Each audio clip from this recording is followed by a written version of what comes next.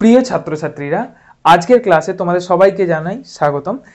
আজ আমরা মাধ্যমিক পরীক্ষার একটি খুব গুরুত্বপূর্ণ টপিক নিয়ে ডিসকাশন করব। ঠিক আছে, এই যে টপিকটা নিয়ে আমরা আলোচনা করব, এটি এমন একটা টপিক যেটাতে কোশ্চেন অবশ্যই আসে। আর আজ আমরা খুব শর্টে একটা ট্রিক্স এমন শিখে নেব যে এই চ্যাপ্টারটা বা এই টপিকটার পেছনে তোমাকে কিন্তু এক্সট্রা টাইম আর দিতে হবে না, যদি তুমি আজকের ক্লাসটা খুব মন দিয়ে করো।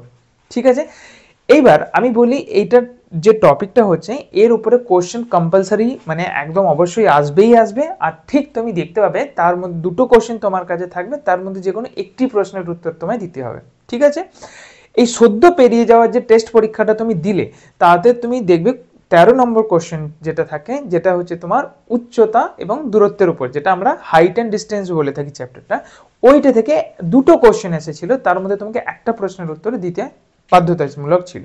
ঠিক আছে, তো চলে এসো, আজ আমরা এবার যে টপিকটা পড়বো তার জন্য একটুখানি আমার বেসিক ট্রিগোনোমেট্রি দরকার। ত্রিকোণমিতির যে বেসিক অনুপাতগুলো হচ্ছে সেইগুলো একটুখানি আমরা আলোচনা করে নেব, তারপর আমরা সোজাসুজি আমাদের টপিকটাতে এসে যাব।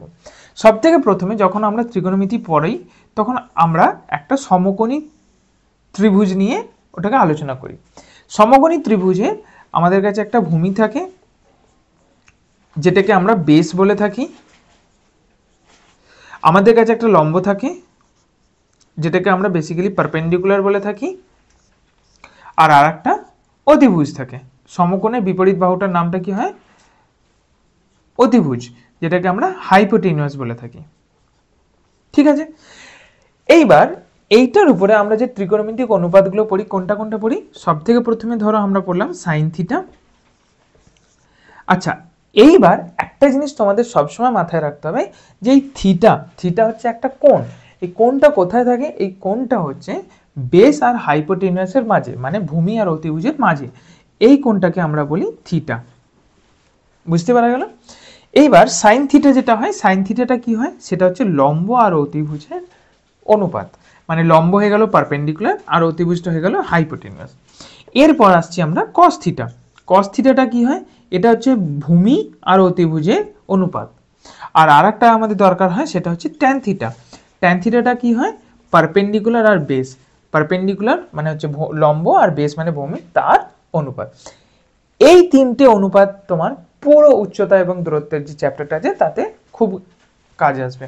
এইবার এই তিনটে অনুপাতের যেটা রেসিপ্রোকাল অনুপাত হয়, যেমন তোমার সাইন থিটার যেটা ইনভার্স হচ্ছে, মানে উল্টোটা, সাইন থিটার উল্টোটা কি হচ্ছে? কোসেক থিটা, যেটা হচ্ছে তোমার অতিভুজ বাই লম্ব। তোমার কস থিটার উল্টোটা কি হচ্ছে? সেক থিটা, যেটা মানে হচ্ছে তোমার অতিভুজ বাই ভূমি। আর ট্যান থিটার উল্টোটা কি হচ্ছে? কট থিটা, যেটা হচ্ছে তোমার ভূমি বাই লম্ব। তো এইগুলো দরকার পড়ে না, তুমি যদি এই তিনটে ফলো করে করো তাহলেও কিন্তু আমরা পুরো চ্যাপ্টারটা কভার করতে পারবো। ঠিক আছে, এরপর আমরা আসবো যে থিটার কিছু বিশেষ মানের জন্য এই তিনটে অনুপাতের কি মান হয়। যেমন আমার কাছে যদি থিটার ভ্যালুটা 30 ডিগ্রি হয়, তাহলে সাইন থিটার ভ্যালুটা কত হয়? হাফ। কস থিটার ভ্যালুটা কত হয়? √3/2। আর ট্যান থিটার ভ্যালুটা কত হয়? ট্যান থিটার ভ্যালুটা হচ্ছে 1/√3। থিটার ভ্যালুটা যদি 45 হয়, তখন সাইন থিটার ভ্যালুটা হচ্ছে কত? 1/√2। কস থিটার ভ্যালুটা কত হচ্ছে? 1/√2। আর ট্যান থিটার ভ্যালুটা কত হচ্ছে? 1। আর আরেকটা ভ্যালু আমাদের খুব দরকার হয়, সেটা হচ্ছে 60 ডিগ্রি।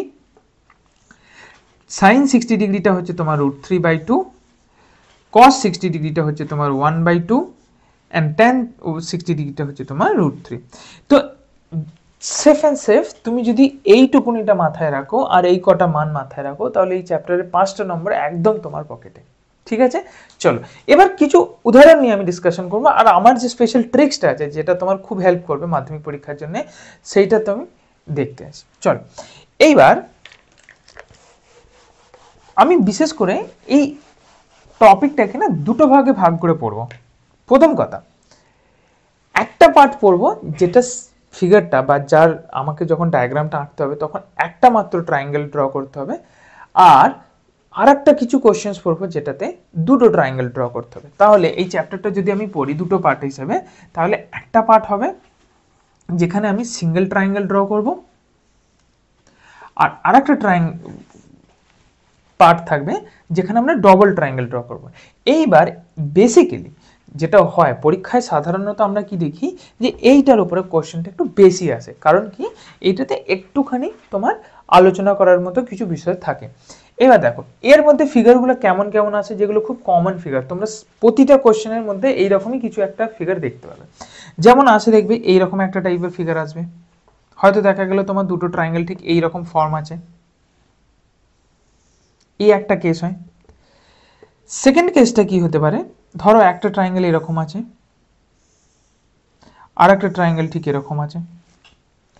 থার্ড কেসটা কি হতে পারে, ধরো একটা ট্রায়াঙ্গেল এরকম আছে, আর একটা ট্রায়াঙ্গেল আছে ঠিক তার সামনে। এই তিনটে ফিগার না খুব কমন ফিগার, এই সাধারণত পরীক্ষাতে এই তিনটে ফিগারের উপরে কোশ্চেনটা একটু বেশি আসে।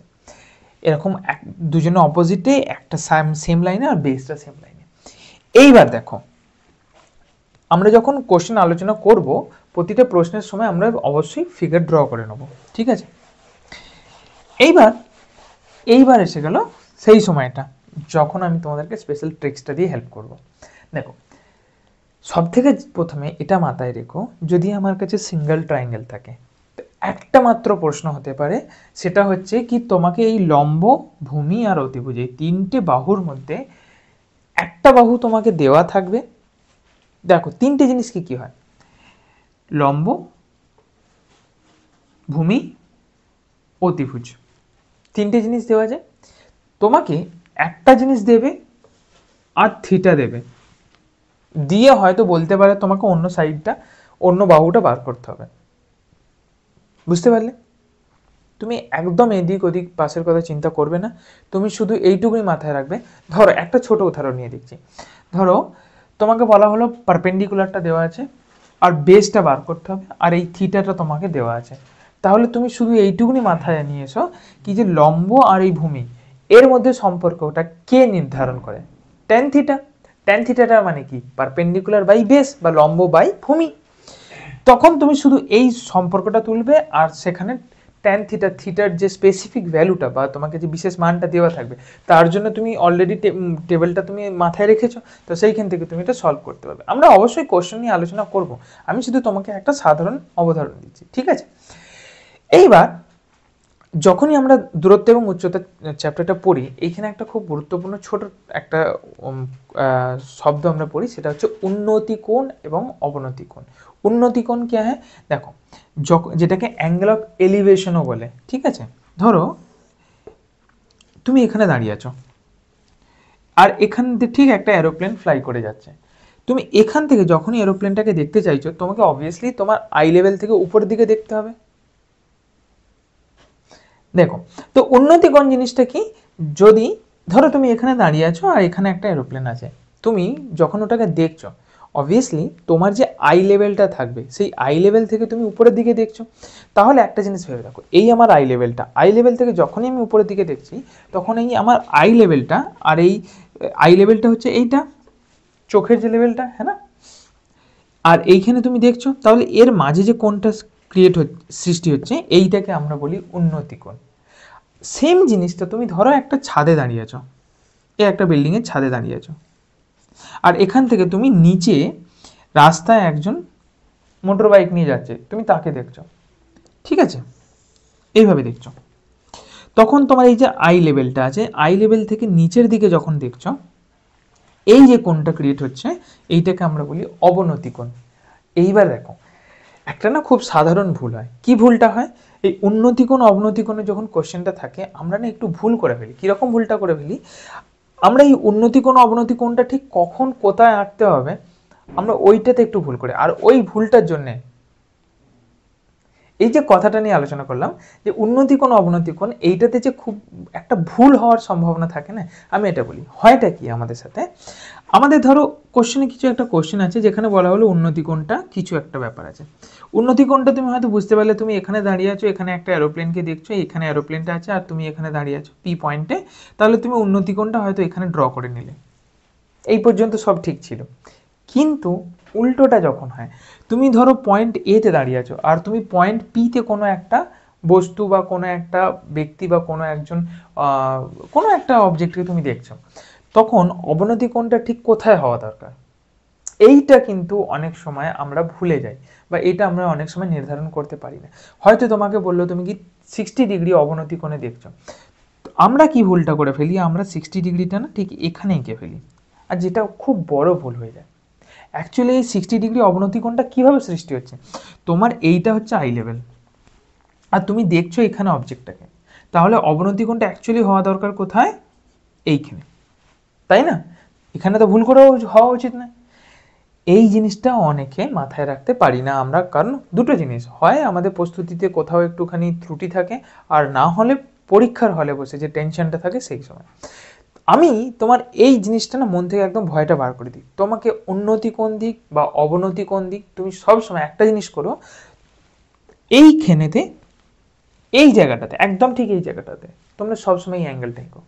তো ছাত্রছাত্রীরা তোমরা কিন্তু এই জিনিসটা মাথায় রেখো, উন্নতি কোণ বা অবনতি কোণ হোক যেটাই হোক, তোমাকে সবসময় সেটা ভূমি আর অতিভুজের মাঝে রাখতে হবে। এইবার তোমার মনে একটা হয়তো প্রশ্ন আসতে পারে যে আমি অবনতি কোণটা এখানে হওয়ার পরেও কেন আমি এখানে নিয়ে আসছি, এটাও কিন্তু তোমরা জানো। কেন জানো? দেখো, এই লাইনটার সাথে এই লাইনটা সবসময় প্যারালাল হবেই হবে, আর যখনই এইটার সঙ্গে এটা সমান্তরাল লাইন হলো, এই সমান্তরাল লাইনটার এই দুটো অ্যাঙ্গেল যেটা হচ্ছে, এই দুটো কোণকে আমরা কি বলি, অল্টারনেটিভ ইন্টিরিয়র অ্যাঙ্গেলস। বুঝতে পেরেছ? এই যে অ্যাঙ্গেল দুটো হচ্ছে, ঠিক আছে? এবার তাহলে বলো এই দুটো অ্যাঙ্গেল ইকুয়াল হবে কি না হবে না? এই দুটো কোণ নিশ্চয়ই ইকুয়াল হবে, সমান হলে। তাহলে এই দুটো কোণ যদি সমান হয়, তাহলে আমায় উন্নতি কোণ দিক বা অবনতি কোণ দিক আমি এইখানে অ্যাঙ্গেলটাকে এখানে আঁকতে পারি, পারলে বুঝতে? তাহলে আজ আমরা একটা ছোট্ট ব্যাপার নিয়ে আলোচনা করলাম। প্রথমত কি বেসিক ফান্ডামেন্টালস আমার জানা দরকার দূরত্ব এবং উচ্চতা চ্যাপ্টারটা পড়ার জন্য, সেটা আমরা এখন আলোচনা করলাম। এর পরের ব্যাপারটা নিয়ে আমরা পরবর্তী ক্লাসে আলোচনা করবো। ওকে, থ্যাংক ইউ।